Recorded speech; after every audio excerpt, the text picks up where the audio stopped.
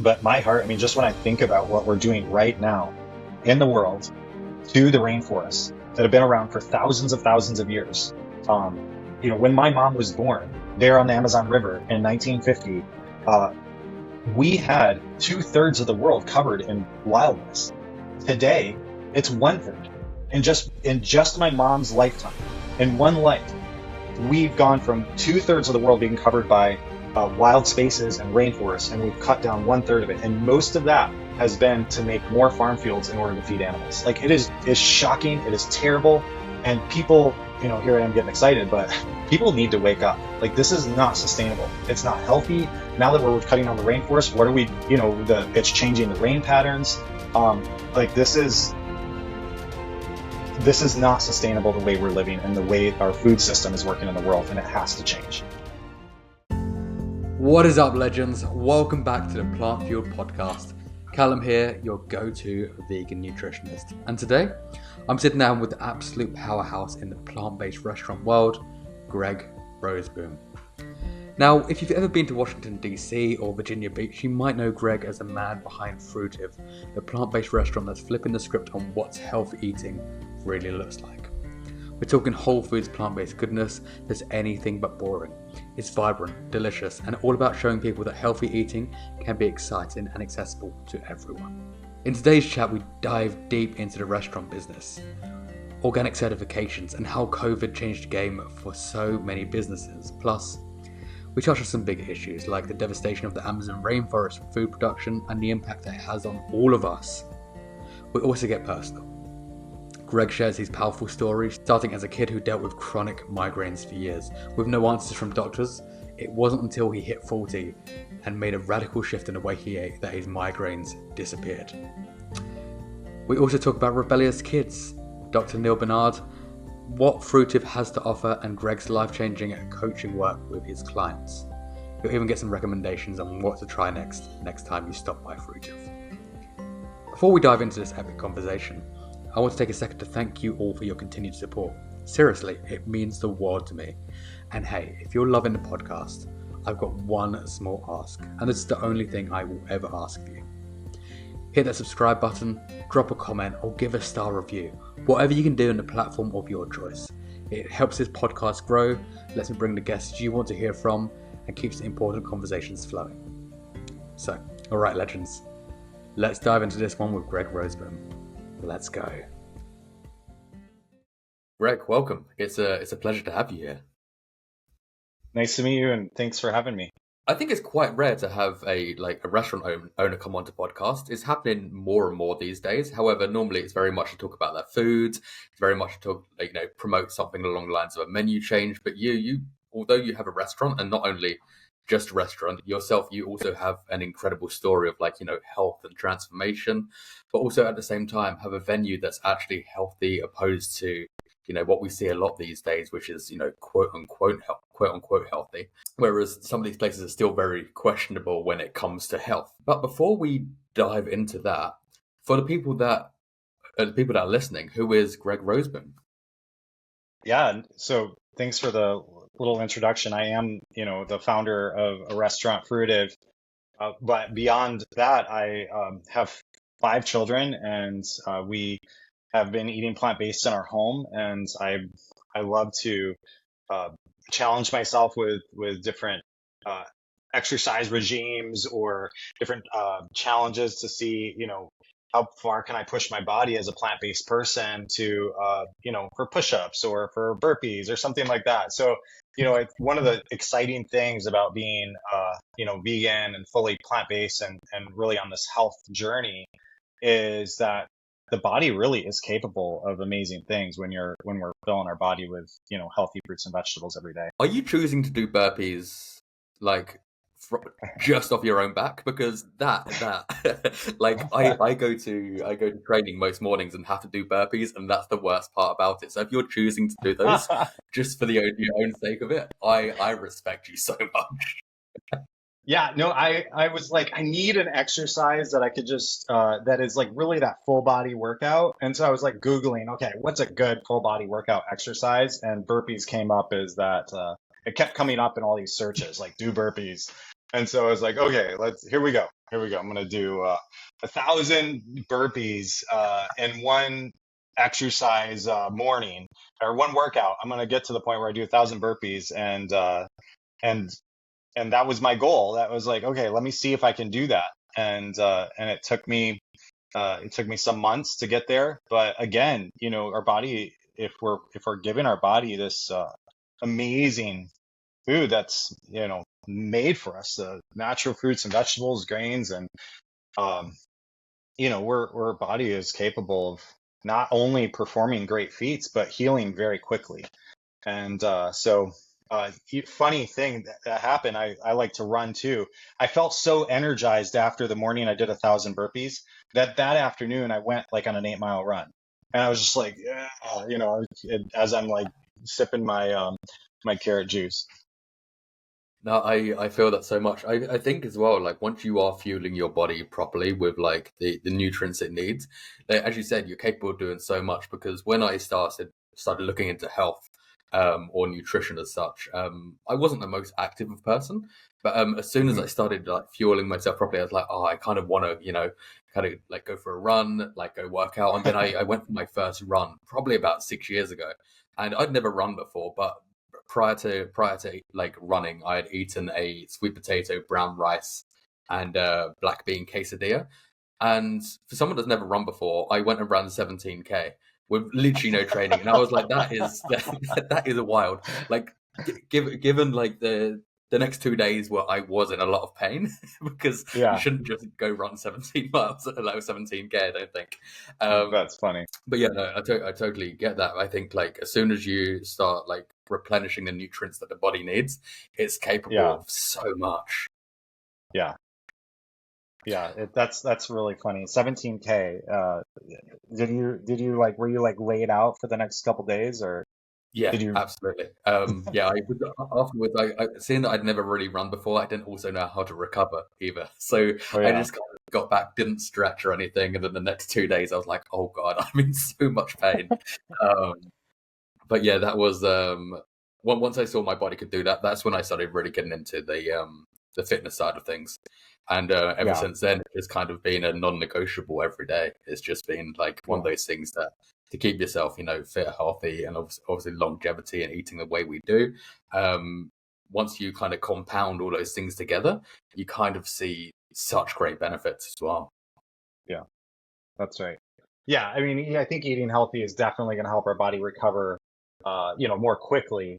But that doesn't mean that, when I push myself hard, that I'm not going to be needing that recovery time. Exactly, yeah. So where did this journey start for you? Because it's not every day that someone decides to, start a restaurant, let alone like a healthy one. But there's definitely some, I'm guessing, triggers along the way and like throughout life that compound over time that bring you to that moment when you kind of sit down and think, you know what, this is what I'm starting. And I think the same goes to, when people go plant-based as well or vegan, however somebody wants to put it. There's always those factors along the way that kind of drive them towards that, you know, that that way of life. Mhm. Yeah, that's that for me. It really started as a boy when my I would say ate a typical standard American diet. We didn't go to the restaurant that often, but when we did go to a restaurant, it was, standard American fare like McDonald's or um, Shoney's. I remember my parents bringing me to Shoney's, and they had this like big buffet, and you could go and just fill up your plate with all this junk food, and so, or you'd go out and get pizza at Domino's or wherever it was, and I remember like as in my preteens or eating like multiple pizzas, and like my brother and I would be sitting there like seeing who could eat more pizzas, and so having that typical American diet, and yet at the same time having my dad and mom often saying like, okay, you need to eat your fruits and vegetables. But I think the mindset at the time being a kid was, yeah, it's okay to eat the junk food as long as you're also eating fruits and vegetables. The problem with that really didn't become evident for most of my life. The problem with that mindset of just like eat a bunch of junk food and then have a little fruits on your plate to make sure that you're also getting the healthy food. And the way it became evident was when I was a kid, I also started getting migraine headaches. And I don't know if you've ever had a migraine, but it was severe enough, and I was in enough pain that my mom brought me to the doctor. And I just remember the doctor letting me know, like, yeah, it sounds like you have migraine headaches. And, over the years growing up, I'd seen a couple different doctors, and they just said, yeah, you get migraines. Uh, and there wasn't Which you really, already know. yeah. It was, I like to think about it like it's like a doctor saying, yeah, you have ADHD, or yes, it was just a diagnosis. And while there was a time where I was on some medication for the migraines, really there was no talk about, what's your lifestyle or diet? Maybe is that possibly impacting it? That was like not part of the conversation until later in life, and I really started thinking about how my diet might be affecting, uh, my health, and I decided, well, I'm kind of mixing my story up a little bit. Let me back up to when I decided to start Fruitive. So by the time I decided to start Fruitive, I was in my mid 30s, and I was not 100% plant-based at the time, but at that time, I believed that eating plant-based food was the healthiest way to live. And so for me, when I started Fruitive, eating plant-based was an aspiration for me. It was like, I want to start a restaurant where I know every time I go to the restaurant, I'm getting that healthy food that I know my body is craving and my body needs. But I had not, when I started Fruitive, I had not committed to being fully plant-based, and I wasn't a vegan. My brother, who worked for me at the time, was vegan, and so we decided, let's start this healthy restaurant where we have the confidence that every time somebody eats here, um, every ingredient is something that we know is good for their bodies. And we want our children to eat here as often as possible. We want our parents to eat here as often as possible, and we want our community to eat here. But choices outside of the restaurant, we're not gonna push a vegan lifestyle on everybody. Um, and it wasn't what I had chosen for myself at the time. So we start the plant-based restaurant, and running a plant-based restaurant, while I'm not committed to being fully plant-based, I began eating more and more plant-based to the point where by the time I had run the restaurant for many years, I would say I was 80 to 90% plant-based. Still getting migraines, still tired all the time, and then around the time that I turned 40, I decided I'm going to go vegetarian. So this is maybe 6 months before I turned 40. So I went vegetarian, and I was eating cut out completely meat, and I was drinking milk still and having cheese. Um, and I would say the cheese was like really hard to give up. Like it was, I would say, you know, people talk about like a cheese addiction, and like I experienced that craving. So I was vegetarian for maybe 6 months, and again, it didn't really impact my health. I was still getting the migraines, and then that leads up to my birthday in May of 2018, and I made a decision at that point. I'm just going to go 100% plant based, and uh, that day, May 6th of 19, or excuse me, May 6th of 2018. Uh, it was, I didn't realize how big of an impact it was going to have on me going fully plant-based. Um, I had always, from my earliest years, had that mindset that you could just be mostly plant-based and be okay. But it was on that day that the migraines stopped.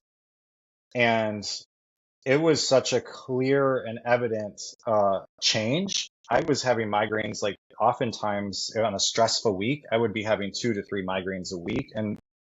Um, and so it was having a huge impact on my overall health. I couldn't be in a room with light. I would have to put myself in a dark room. My head would be pounding. I would be nauseous and throwing up. It was miserable. And so on that day, I went for a whole month, and I just remember saying to my wife, like, wow, I'm not getting the migraines. I went for 2 months, and the migraines were not coming back, and 3 months. And now it's been, um, since 2018. So we're coming on 6.5 years of essentially migraine free. And so, yeah, I've really seen the impact, the struggle. I've been through the struggle of not wanting to commit to a fully plant-based vegan diet. Um, but then I've seen the huge impact on my body of deciding to go fully vegan. I think as well, it just kind of it shows what eating 100% plant-based and eating 90% plant-based, like how vast of a difference that is to somebody's body. Like if that like that 10% like can literally stop a migraine, like that is Hmm. such a huge thing, which kind of shows like how these fruits, these vegetables, and how like not having some foods in your diet can really affect what's going on. And obviously, as you Hmm. said, like you went to the doctor and the doctor was like, hey, you have migraines, and there was some medication there. But I feel like the nutrition side, especially in the doctor world, it isn't there. Like I think they get around seven, Hmm. 8, hours of nutrition training in their whole entire like college career. And Hmm. basically they don't kind of look into the lifestyle as very much. We're just going to look into the medicinal functions of what these medicines do, and hopefully that fixes you, but doesn't kind of dig into the deeper problem of what's going on, like what are you eating, Hmm. what are you drinking, how these certain foods are affecting you. And yeah, Hmm. it's something that obviously still very much needs to be looked into today, especially on the doctor side, where that people would just have a pill and hopefully it fixes it. Hmm. Yeah, that's good. And I think people can even, my brother, I was just having a conversation with my brother, and he was saying, "Oh, I just saw this ad for this superfood mushroom." And my first feeling was skepticism. Like, we don't, if the change in my life wasn't because I suddenly found the superfood secret. It was because uh, I made a whole lifestyle change and cut out uh, you know, animal products out of my diet completely. And that's really the change that I needed to make to really see a serious transformation in my life. And, really the migraine free lifestyle is just so much more pleasant. Yeah, I can imagine. Like I can say that I think in my life I can probably count on my hands the amount of times I've had a migraine, and it's probably about 4 or 5 times. And even those 4 or 5 times stick with me because I know how painful they were. So you having Hmm. that on a consistent basis, I can't imagine the hell that would have been. Yeah. Yeah. So yeah, it's not about like this certain secret food that nobody's found yet and we're selling it. And so come and buy the secret ingredient from us. Like that really, I haven't, I feel like the same idea of just taking a pill. Really, it's about like being willing to make that lifestyle change and embracing a whole food plant-based diet is really what I've seen be the most impactful for me and many of the people that come to our restaurant. So with the restaurant as well, obviously vegan restaurants as such, like I love them so much, but there's some that can be very gatekeeping and judgmental towards people. However, from what I've seen, like from your restaurant as well, like you just have this healthy restaurant that's there for everyone. Obviously everybody knows they need to be healthier, and I think most Hmm. people they need to be more adding more plants into their diet, but you seem to be providing food that not only is tasty, but you're able to meet people where they are at that moment as well. Hmm. Kind of like in regards to their health, like you're not like from what I've seen online and like listened to, it's very much that you're providing a healthy alternative to food, that's not Hmm. pushing an agenda or pushing like the vegan message. It's just this is some healthy food, it's enjoyable, and we can have conversations. Yeah, that's good. It's definitely the approach we've taken. Like um, I don't want to feel like I'm being judged when I'm eating. I think that the I don't think anyone does. We don't want to be sitting there eating our meal feeling like people are judging us about our choices. And so I really feel like the best thing I can do is provide a welcoming environment where everybody is welcome and there's no judgment. And, you know, I've definitely had my own journey that's been incredible. So if somebody wants to hear that story, I'm happy to share it. But, if you're not asking, I'm very happy that you're willing to like choose a healthy meal for your meal today, or a healthy option. Yeah, that's an incredible opportunity for me to just share healthy food with people. Um, hopefully without making them feel like I'm looking down on anyone. I think as well, like when the food's great and like yes, it's 100% plant based, and if it tastes good, people don't have an issue. That's the thing. Like I, Hmm. I think providing people with something that gives them substance to like their health, also how they're gonna feel, and as long as it tastes good, people don't have an issue with what it is. It's Yeah. just having it's helping them with that taste buds more than anything. Because I think people have this misconception when it comes to plant-based foods or vegan foods, and I understand it from a point of view if you're looking at like things like mock meats, but the things that we Hmm. have on like our table, the things that are grown from the ground, like a bit of seasoning, and these things are incredible for the body, incredible for our and can be incredible foods with the right seasonings. And I think as long as you're providing good food with good value, like there's never going to be an issue.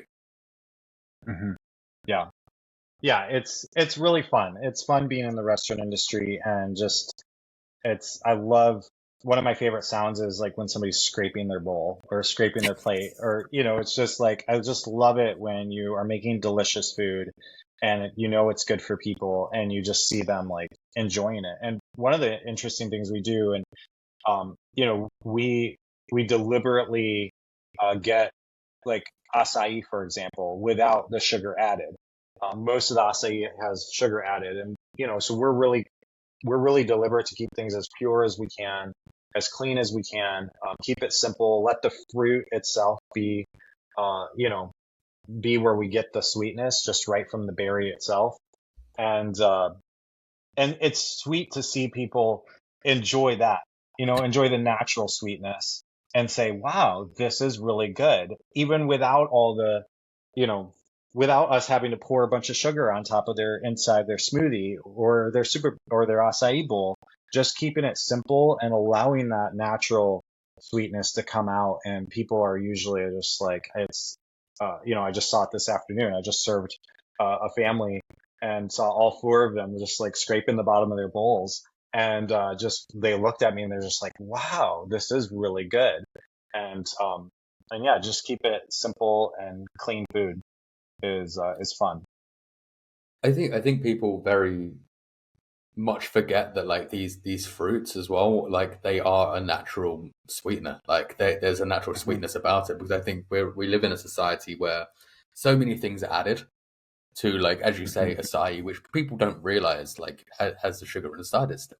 They're like, Yeah. oh, this is really sweet, but don't realize it's just added. Whereas you take that away and add multiple fruits and you know Hmm. like natural ingredients, and like these still have such an impactful taste because there's so many different flavors going on as well. There's so many different flavor Yeah. profiles and sweetness profiles that people forget that when we eat natural, there's there's so many kind of beautiful flavors that we can still be getting. Hmm. Yeah. Yeah, if you're plant-based, if your idea of like healthy food is that it's going to be bland and boring and a miserable experience, like you need to like get out and go through the produce aisle and just like start picking more exotic options that are really going to like allow your taste buds to like do a dance. Because there really is just so many incredible ingredients out there that is good for us and naturals. Yeah, I think especially like I would say when people really think about like the vegetable or produce aisle, a lot of people that I would say that aren't plant based kind of think of the same like six vegetables, and that's kind of because it's ingrained in society that this is what we eat, but we don't kind of think outside the box and go down to different aisles and see what's going on down there. Because there's such a various amount of different foods that we could be eating, but like you have to think outside the box first. You can't just kind of stick to that same aisle that you always have and pick up, the broccoli, the cauliflower, and a few other bits and pieces and be like, this is me for life. You need to kind of have a little look around because like nobody, like I love a carrot, but nobody wants to be eating carrots every day when there's so many other beautiful foods out there as well. And I think as well, it shows as well, like with what you're doing, that you have these foods that are genuine and authentic as well, and that is beautiful to see. Yeah, it's funny. In America, the number one selling vegetable is potatoes, and the number two most sold vegetable in America is tomatoes. And the reason is because of French fries and ketchup or pizza sauce. So our vegetable intake is primarily potatoes and tomatoes, and we're just, by the time it gets to how we're enjoying it, it's usually greasy and no longer really that good for us, or it's like packed full of sugar, and again, no longer that really really is good for us as if we baked a potato and added some, chives to it, or had a tomato fresh.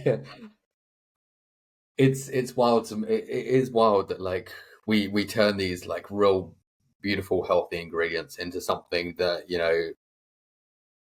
is so far from natural.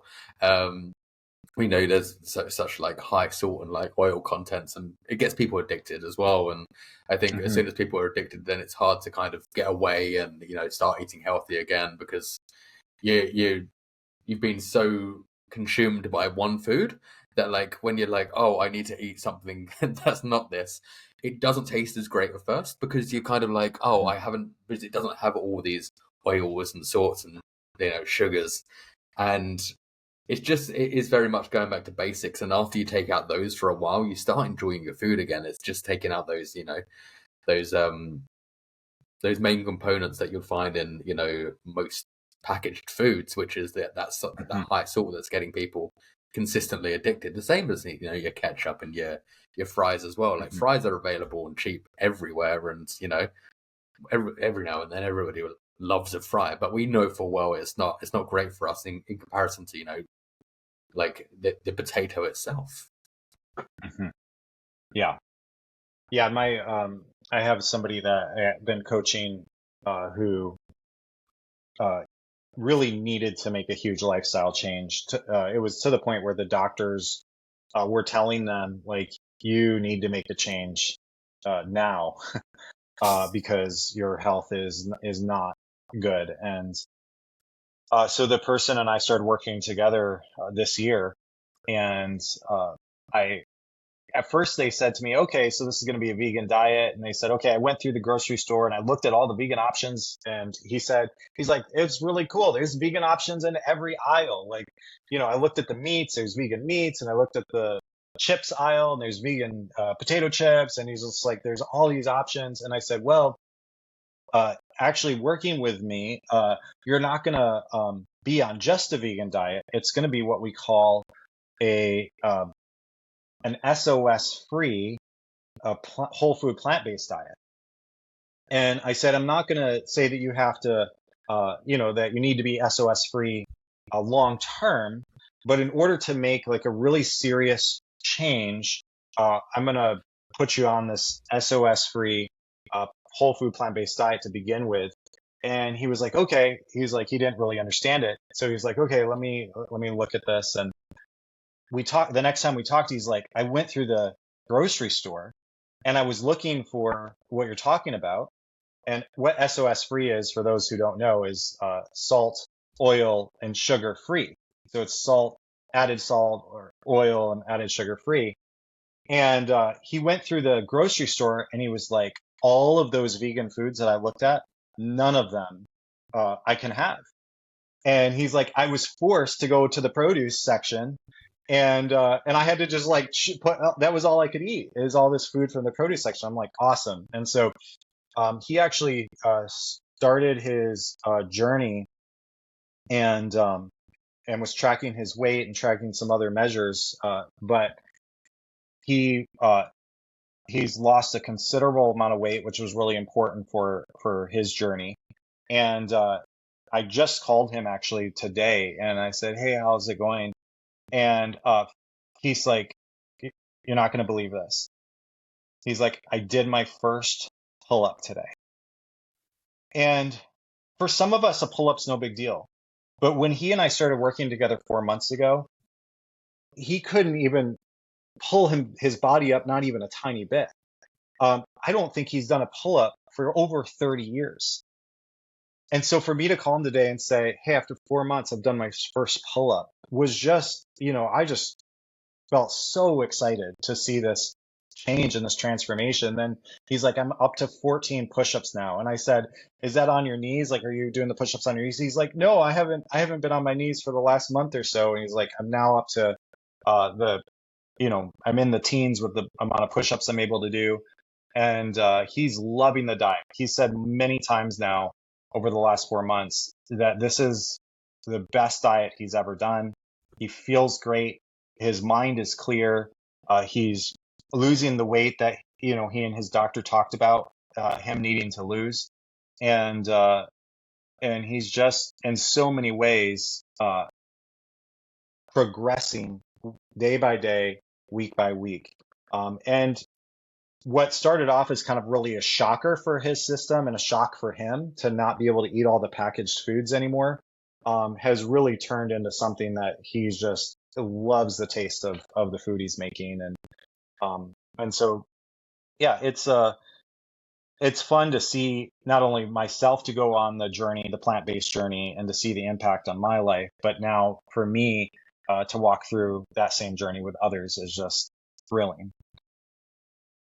I absolutely feel that because the clients that I also work with, when you see them, really like make that make those changes of eating more whole foods and just seeing exactly how their bodies are adapting to it, it's incredible to see. And like as you just said, like it's incredible what can happen like with like the weight loss, even doing a pull up that you don't think is going to be possible for your body after after so long.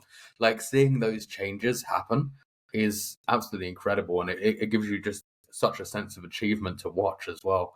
Because you know that like you've managed to help this person, like, and although sometimes you may not think it's going to be like it's you may not be helping them dramatically, and then it comes out and you see these huge changes. It's just it's incredible to see. Yeah. And Yeah, I think as well, like these people are now eating like foods with live nutrition in them as well, in mhm, comparison to like what they would have been eating, which would have been like next to no nutrition or dead nutrition if it did yeah, have like the vegetables in. Like you're really feeding your body with these live microorganisms and these like the live like bacteria that's gonna help your microbiome and stuff like that. yeah.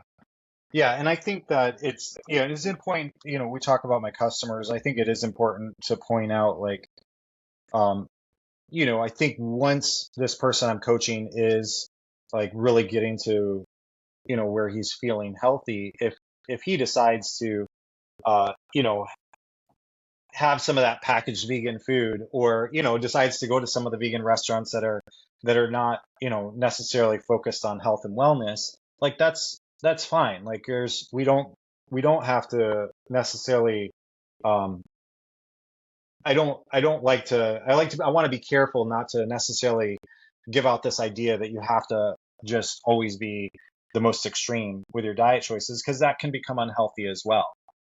But really, it's about being healthier and living a lifestyle that we know, that we feel good about and that we know is good for us, and that our body is like grateful that we're making those decisions to give our body the food that our body is going to thrive on. Oh, I completely agree with that. Because like as much as I live by a whole foods plant-based diet, once in a while I will go out and like eat a pizza or something like that, because I feel like, yeah, you have to, at some point, if I don't give into that craving that I still have once in a while, I will kind of like fix that craving. It'll be like a week's worth of it. That Wow. are consistently. Whereas, if I do that, the whole foods plant based for months on end, and then crave that pizza, it's done. I'm out. Yeah. I'm then back to my Yeah. normal diet. And I think, yeah, I think as soon as as soon as those cravings take over, it can be a downfall. So even like that little treat once in a while is, yeah, Yeah. perfectly fine for anyone. Yeah. And I think as well, like, especially like looking at Fruitive earlier, like I think people worry about, the expense of like healthy foods, and people think it's not accessible to everyone. And this is why Hmm. sometimes, it's cheaper for them to eat out and like instead of buying vegetables. However, everything that you have on the menu is so uh, reasonably priced as well. So like you don't have to choose between eating a healthy meal or going to McDonald's, for instance. Like Yeah. that's such good prices for like the healthy food that you're getting. Yeah.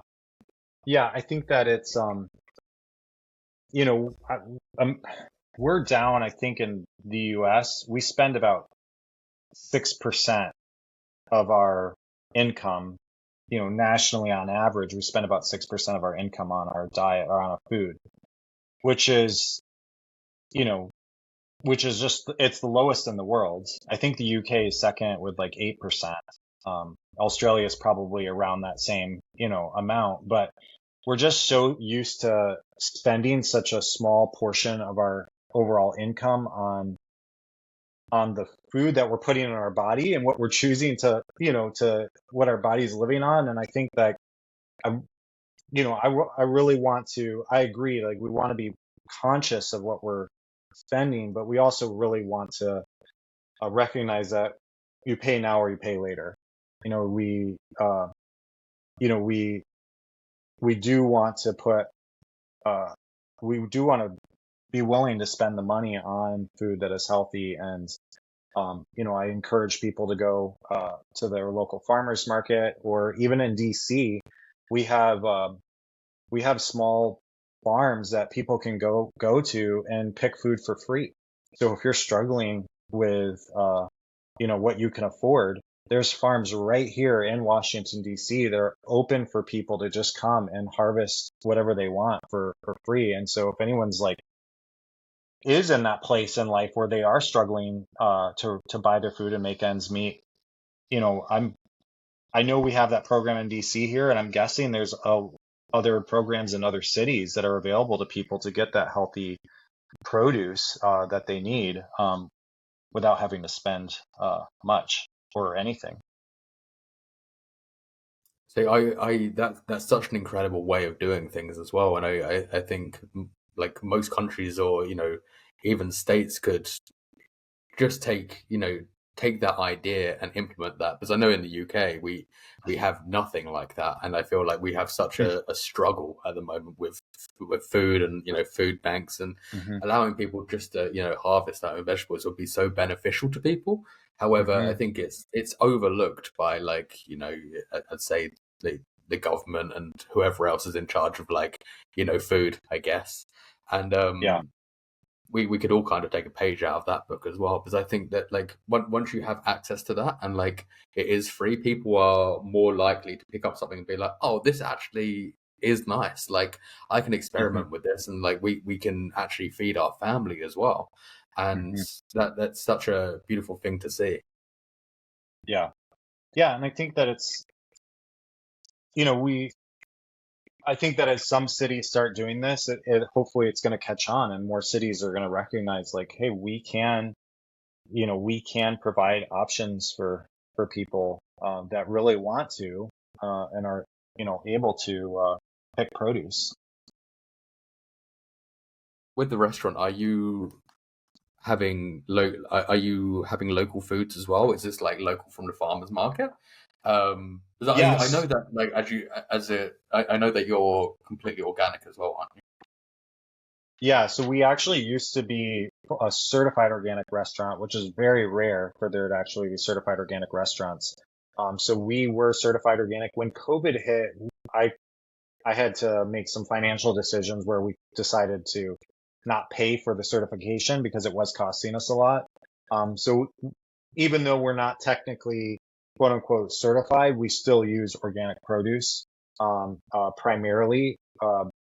And we will also work with small farmers that are not necessarily certified, but for example, one of the orchards that we work with where we get apples, I drove 2 hours from here to go do a tour of his orchard and spend an afternoon with him, learning about his practices, asking him questions like, hey, as a small farmer, I recognize maybe you can't afford the organic certification, but can you explain to me, why you're not certified and what that process looks like for you to still make sure that you're caring for the soil in a natural way. And, that farmer walked me through in detail, like the choices he's making, how he's growing things naturally. And at the end of that conversation, he said to me, he's like, a lot of restaurants talk about buying local, but you're the first restaurant owner that's actually come to my orchard and done this a full tour with me. And he was like, thank you for not just talking about it, but actually coming out and checking out our farm. So yeah, I think that it's not something that we're able to buy exclusively local. We go through a lot of bananas and a lot of citrus that are not grown locally. And so I think as a restaurant owner, I have to be making decisions around like, hey, what can I get locally and what am I not able to that, is part of our menu as well.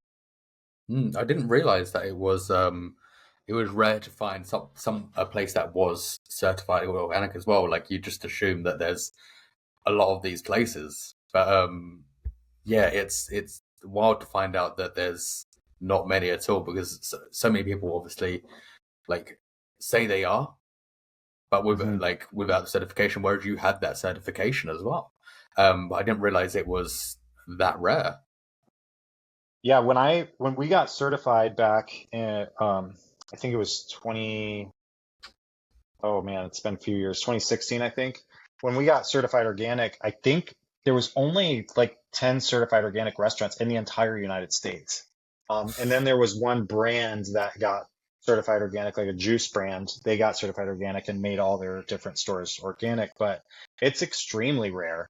It's like a whole process you need to go through as a restaurant. Like we don't even buy our ingredients from the main suppliers that supply restaurants because they don't have organics. And I've talked to them and said, hey, we need organic. They're like, nobody buys organics. Like, we might have an organic box of something once in a while, but I have to go to specialty suppliers in order to buy organic ingredients. And most of the specialty suppliers I'm going to for organics are primarily supplying grocery stores, um, which it's interesting to me that people are making the choice when they go to a grocery store.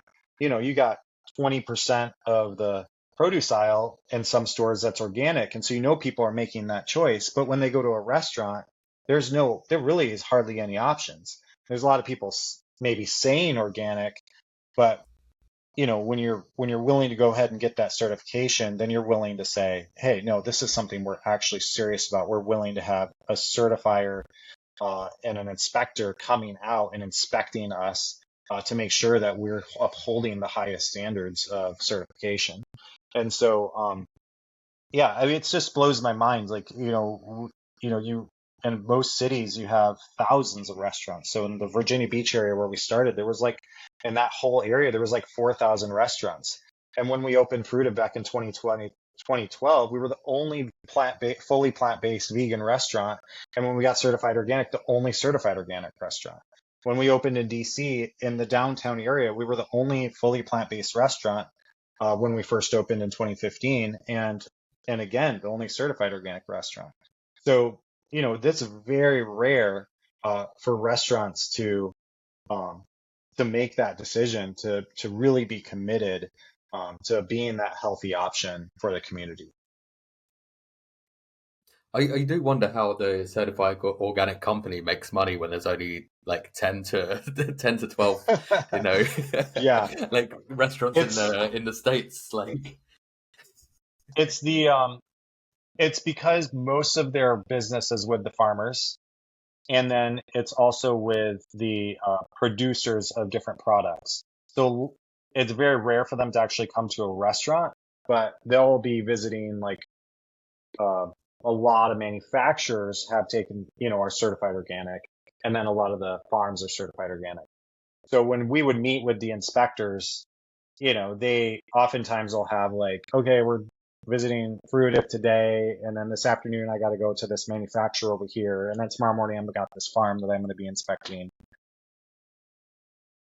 yeah, no, yeah, I totally forgot that obviously they would definitely go to like farms and other places like that. I was like, if there's only like 10 restaurants, this can't be like a sustainable business for them. No. Like, so where obviously you've kept this going throughout COVID as well. How was COVID for you? Because I know for a lot of different restaurants throughout the world, COVID really hit hard, and obviously, like it took a huge risk on like a lot of businesses to kind of stay open as well, and obviously keep like consumers like happy. However, you've still got a restaurant afterwards, and you're still thriving. Yeah, so we did, we were really impacted. We did shut at the time and when COVID hit, we had 5 locations. And we had launched franchising 3 weeks before COVID hit. I signed my very first franchisee. He gave me like that big franchise check, and it was like so exciting. And we had a big discovery day where we had people come in to learn about the brand. And we were just like literally, it was the end of February 2020, and I got that first check from somebody who wanted to open a franchise, and then COVID hit. And that was just such a game changer for us. We eventually shut down 3 of our 5 locations. We closed down the franchise part of our business. And if I'm being like really honest, like we're still struggling. We're still struggling from the effects of COVID, especially like downtown DC. Um, the amount of office workers coming into the city, there's different ways they measure that. Like, for example, they can measure how many people are riding the subway into the city now versus before COVID during the work week. And it's still below 50% of pre-COVID. And so it's like, that has a very direct impact on businesses like mine that were originally kind of set up to serve that downtown traffic and that office traffic. So yeah, it's the COVID impacted us like it did many restaurants, and it does continue to impact us. And so uh, I do believe that there is an amazing future as more and more people find out about the benefits of eating healthy food and eating plant-based. And so I'm excited to continue to um, hopefully build back in the future. But it's definitely been a challenge for COVID.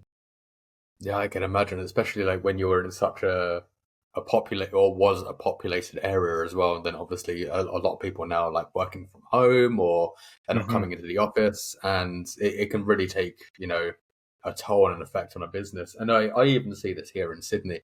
Like I live in what would have been probably more of the most populated places in Sydney. However, it's very empty the majority of the time during the week, and I think it's just like it's become like a worldwide kind of issue that obviously Yeah. there's people not go. And even when I flew back to London, where I'm originally from, it's very much you go out in the day to London, which is by far one of the busiest cities on the Hmm. planet.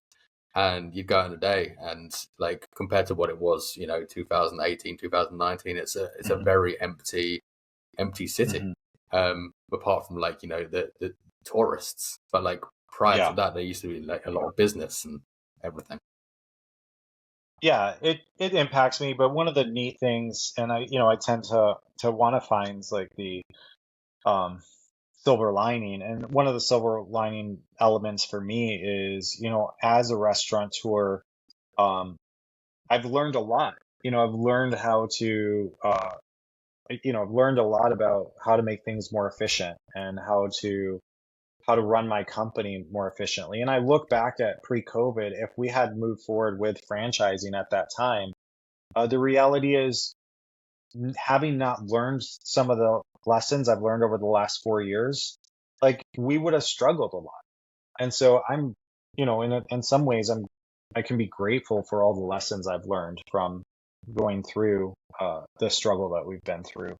Another thing is like I'm in Fruitive almost every day, of the week, and or usually 7 days a week I'm stopping in there and working the lunch rush, and I just love connecting with people. And before COVID, I'd kind of gotten myself into that corporate position where I was like running multiple locations, launching franchising, and I was like just stopping in the locations to check on them. But now I'm just back to actually working the register, getting back there, making a salad. Today I made like a really incredible, you know, I, I made I made an incredible, what was it?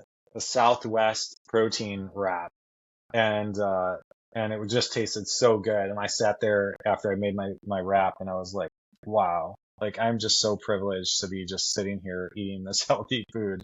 Um, and then it makes me more excited to serve my customers because I'm like, wow, this is so good. I just want everybody to eat this. I was actually so I was going through the menu earlier, and the Southwest wrap was the one that I was like, that's really calling me.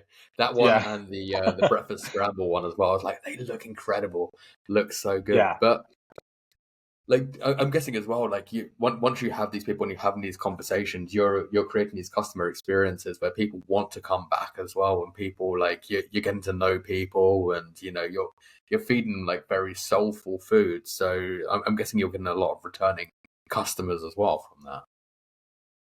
yeah. It's one of our customers. She's been coming since 2012. She said to me, she was like, it's not just the food at Fruitive. It's it's the way I'm treated. It's the way that, it's the atmosphere. It's the vibe. It's that when I leave for, if I stop into Fruitive for my meal and when I leave, that I feel better, that my day feels better. And so, yeah, it's not just food. You can be eating healthy and be a grumpy, nasty person, right? And so it's like, it's it's about the way we're treating our neighbors, the way you're treating people that walk through the door, that everybody's accepted and everybody's welcome. And, this is an opportunity for us to come together and um, enjoy incredible food and hopefully nice people. And I think that's the main thing is how you're treated in a place, because some restaurants you'll go into or some cafes you'll go into, and it's very much let's get the food out, and we don't really want to talk to you, we don't really want to interact Hmm. with you, we just want your money, we just we're going to give you the food and then like leave. Whereas when you Yeah. actually have those really nice experiences where people are kind of like, hey, like how are you today, or they remember you, or they know your order, like at the coffee shop Yeah. below me. Like they know my order. They knew my order like 2 days after I started going there, That's and awesome. just those small little interactions make such a Yeah. difference to like the consumer in comparison to the place across the road that couldn't give a shit if I'm I'm there or Yeah. not. Like they're very much in out. Yeah. Yeah.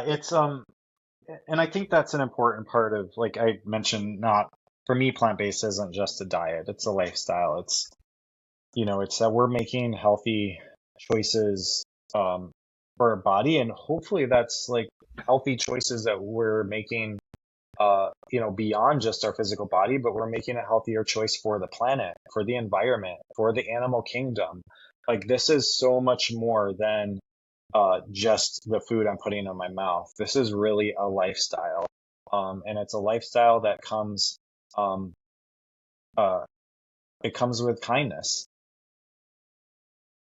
At the very heart I of who we are is we're kind people, and that we care about animals. We care about suffering, the suffering of animals. We care about human suffering and how the medical disasters that people are in because they've been eating, crappy food, and animal products. So, I think, you know, this this opportunity we have to not just eat a certain way, but to spread this message of kindness and this lifestyle choice is just awesome.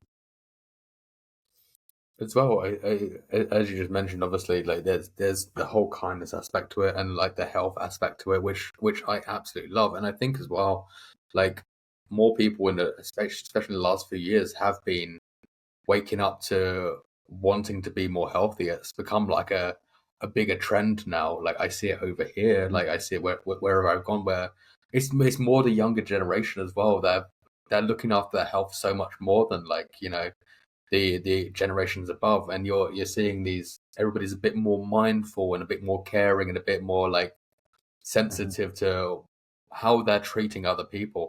And I think all those things, Mm-hmm. like once they're put together, you're just seeing this incredible like incentive just to be kind, just to to actually treat your body with respect, as well as treat others with respect, as well as like going Mm-hmm. as far as that for the animals as well.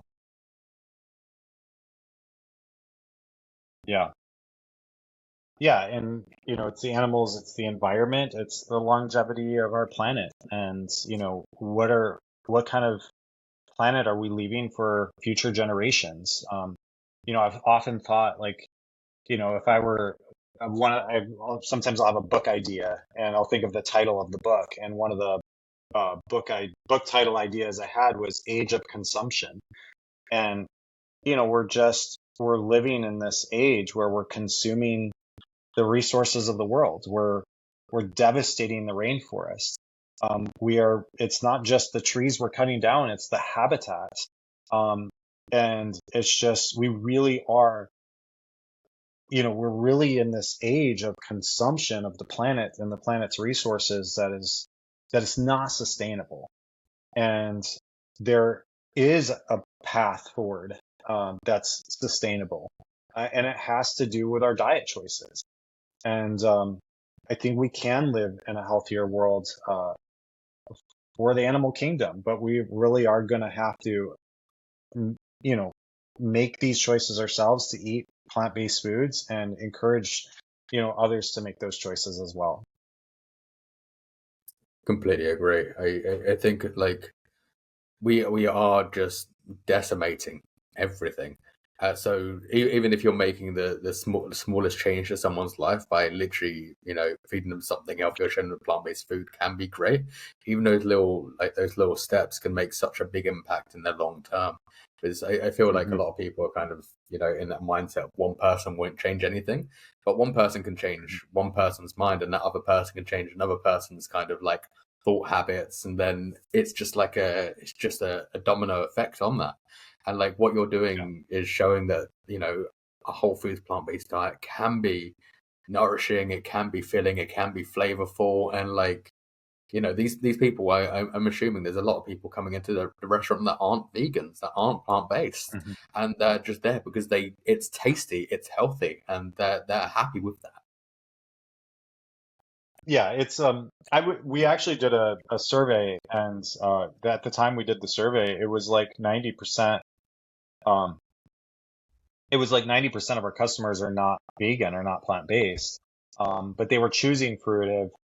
The vast majority of people said they chose Fruitive because they just saw it as healthy. It was a healthy food choice. And like I said, it's not just the health of our bodies. It's a health for the planet. And just that, those of us who say, hey, like maybe I don't want to go all the way. Well, it's not just about your body, but it is about the planet. So you, let's say you don't eat, uh, you eat plant-based until dinner time. Like, hey, that's a step forward, not only for your health, but for the health of our planet. So, if I can be a part of that, encouraging people to eat one more meal, that's going to have a domino effect in the long run. Yeah, this is really how I kind of put it to people as well, is that kind of like we're going to start with small changes, like change your breakfast. Breakfast is the easiest thing to create plant-based, Hmm. like oats, berries, and things like that. I'm like, even if we start with just breakfast, that's one meal down. That's one meal down that Yeah. we don't have to be consuming. And then maybe lunch, you like in a few weeks, maybe we change our lunch to something a bit different, a bit more nourishing, and like we don't have to have the Hmm. meat. And Yeah. just seeing those little changes over time, it's great. But it's just showing how easy it is. And I think, yeah, breakfast is that main one that I tell people because I'm just like, that's the easiest one. Like, swap your bacon sandwich and just have some like Hmm. oats or have like, something that's gonna nourish the body for a lot longer. It's gonna Yeah, feel a bit more sustainable. You're not gonna feel as hungry if you've actually fed it with the food it actually needs, and not the yeah. stuff that it doesn't need to consume.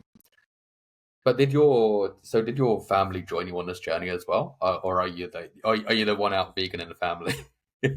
Yeah, so my wife and kids, as soon as they saw the dramatic change in me, they all came on board pretty quickly. Within a few months of them seeing like, oh my goodness, like Dad's so much healthier.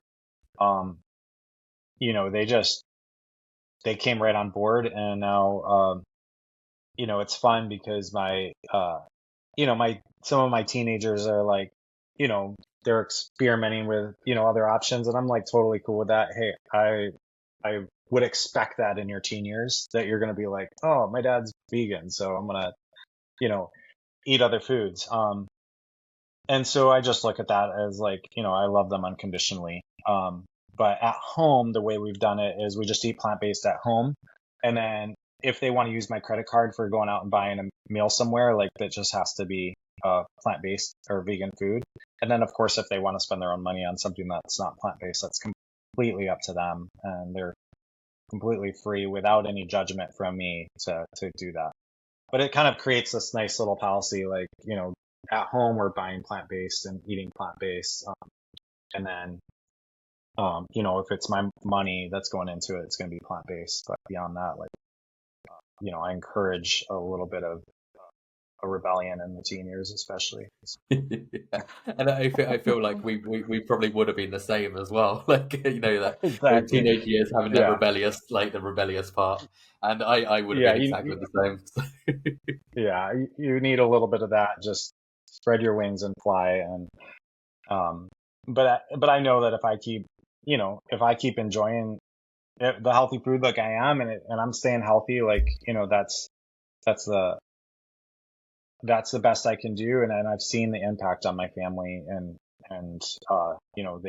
they love the food that we make at home. I mean, every single one of my kids absolutely loves the plant-based food. They love eating at Fruitive. It's like, even though we own the restaurant, and some of my kids, my youngest is 10, he's had Fruitive around his entire life. Like, it's a treat for them and they love coming. My 10-year-old is actually one of the most strict uh, vegans in the home, partly because he was raised with it his whole life. And there was one day where he was like, had a bunch of friends and they went to this ice cream shop, and every one of his friends was sitting there licking an ice cream cone, but the ice cream shop didn't have any vegan options. And he was just standing there, like, you know, at the time, I think he was 9. He's just standing there, just like, no, I'm not, like, that's not an option. As a 9-year-old, he was just like, no, I'm not going to eat that, like, that cow's milk ice cream. So, um, and for him, if you talk to him about it, he's like, no, I care about the planet and about the animals. And so for me, where my journey started with health and wellness for my body, for him, it's more about the sustainability and about the animals. That's incredible that like at such a young age there's still that kind of you've made such an impact, and there's so much knowledge there as well, just to kind of at such a young age be very wary about what's going on, which I absolutely love, because I think like when kids are young as well, like there's sometimes they don't really think too much about like what's going on, whereas Hmm. he's got that knowledge to kind of carry that through life as well, and that's just beautiful to see. Yeah, I think one of the most impactful was showing him videos of rainforests being cut down in order to make room for growing more, plants, to really a lot of it to feed the animals, feed the cows that we're eating. And, the cows, how much are they eating of this? They're taking up the land resources. We're cutting down this rainforest. We're taking the habitat uh, uh, from like the amount of wild animals and plants and flora that we're just wiping out in order to make uh, fields and fields of ingredients that are going to feed animals is just shocking. It's like, it's devastating. And so when he saw some of that, and my mom's from Peru, and she grew up in the jungle. She was born in the jungle next to the Amazon River. I'm actually going there with my mom this Friday. So we leave in a few days to head down there for to visit relatives. But but my heart, I mean, just when I think about what we're doing right now in the world to the rainforests that have been around for thousands of years. Um, when my mom was born there on the Amazon River in 1950, uh, we had 2/3 of the world covered in wildness. Today, it's 1/3.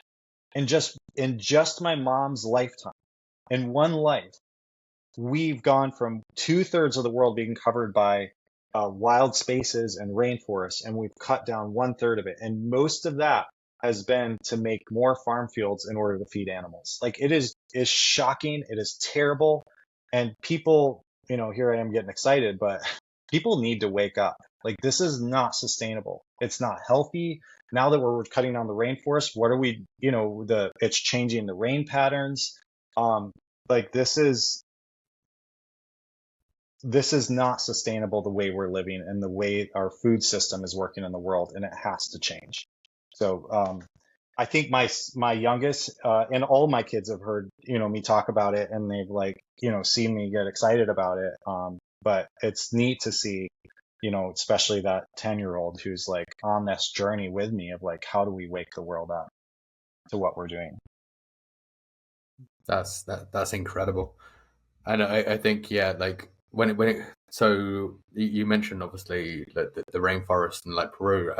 3 years ago, I was traveling around South America, as well, and I was in Peru and Colombia and a few other countries, and seeing parts of the Amazon that had just been ripped to pieces and there were just farm fields next to it. I was like, Yeah, this is insanity. Like, and yeah, literally just to grow things to feed more animals. I'm like, this is you're ripping down something so beautiful, so much like there's so much nature. You've really just kind of destroying habitats, but for what? What to just destroy the yeah, planet more? Like it was upsetting to see. And it's yeah. one of those things that I'm glad I saw, but at the same time, I'm also very upset I saw it as well. It's very seeing the reality of it was Hmm. heartbreaking. Yeah. Yeah, we're growing this. We're using up the land resources. We're growing the foods to feed the cows, and then it's skipping over the poorest countries and shipping it to America so that we can take advantage of their land and their resources in order for us to have our next a meat meal. Um, it's not right, and we got to stop, and we got to change our food systems. And so, um, I know, like you said earlier, it's like, what can one person do? Well, one person influences another person, and another person influences another person, and we keep getting this message out, and more of us make choices to uh, stop eating the animal products, and it's going to have an impact on our health, the health of the animals, and the health of the planet. I love that. Um, so where can we find you? So obviously we where can we find you online? But where can we find Fruitive in person? Yeah, so if you're ever in Washington, D.C., I'm right downtown. Like I said, if you come at lunchtime, I'm typically there. And say hi, like say that you heard me on this show, and I'd love to meet you.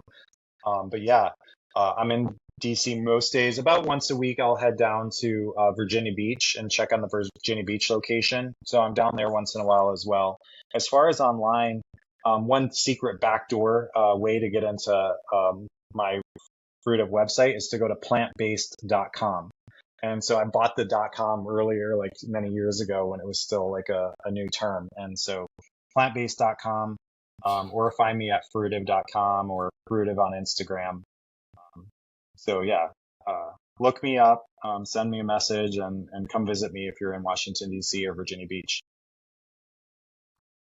That's amazing. And so, see, I've gone through your whole entire menu. So, do you have a favorite? I know people aren't meant to have favorites, just like their kids, but there's definitely a few in there that I would. What one's the best one? Yeah, so Actually, I'll about change it. What are your top three? yeah, that's good. So about 50% of the menu has been there from day one, so since 2012, and then the a lot of them are additions. My go-to items are um, I love the antioxidant super berry bowl. It has acai, bananas, got blueberry and strawberry, and our house-made gluten-free granola. Um, and so I love the antioxidant super berry bowl. Um, the peaches and greens smoothie is really good. It's got peaches, bananas, orange juice, and uh, and we have some spinach, spinach in there. And that one actually, like the spinach, it really combines really nicely with the peaches. So that one's a favorite. And then on the food side, I really like the hail to the kale salad. That's a fun one. We make the dressing from scratch. It's fun to see the dressing made because we just like we pack that Vitamix blender with carrots and all the other ingredients to make the dressing, blend that right up, and it's just about as fresh and made from scratch as can be. So yeah, those three: peaches and greens, antioxidant super berry bowl, and hail to the kale salad. But when I'm finally in Washington DC, I will try out one of those three. Now I've got the recommendations from you, so so I Yeah, have to. yeah, I'm excited to As well as sit down and have a meal with you. as well as that Southwest Southwest wrap as well. Because that also looks phenomenal. Yeah, we just added tofu to the menu. For many years, I didn't have soy on the menu at all, but I'm always educating myself. And, I actually served Dr. Neil Bernard, last week. He had an event. And so I went and, he ordered like 120 Southwest wraps and, full Southwest wraps and, Tuscan kale wraps. And so I was like, I brought them myself and he's super cool. He just, he like was had all these students there and everybody like it was like all these college students, medical students, and Dr. Bernard was speaking to them and like every student had all these like Southwest wraps and but Dr. Bernard and many of the other plant-based doctors are saying, hey, soy is really good for us. And so um, you know eat your tofu, eat your soy.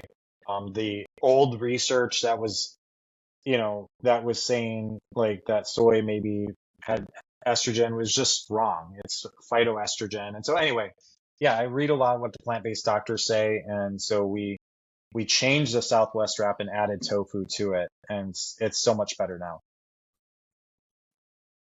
Oh, I love that. So before we end it, I do have one last question. The question that we ask all the guests on here. So you're feeling lazy, you're hungry, but you don't know what to cook. Like what is your go-to lazy meal? Apples with peanut butter. I mean that's a great one. Like that is one of my go-to snacks as well. As far as a meal That's goes, amazing. it's gonna be just as far as a meal goes, it's just plain old rice and beans. Yeah. No, I think that yeah, rice and beans, apple and peanut butter, like those things are such a staple in my own diet as well. That's great.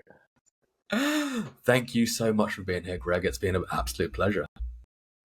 Yeah, it was so fun meeting you, talking to you today, and look forward to when you come visit me in Washington, D.C.